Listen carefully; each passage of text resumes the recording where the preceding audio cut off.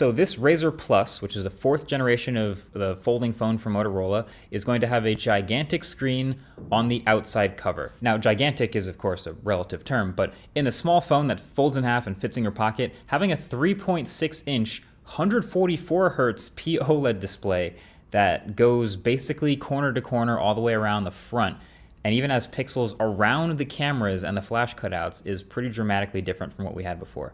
Now, the rest of the phone is pretty solid too, right? I can't quite call it a flagship since it doesn't really have the highest end available specs, but it's pretty close. Feels like upper, premium mid-range, and the retail price is gonna be $999 when it launches in a few weeks this summer.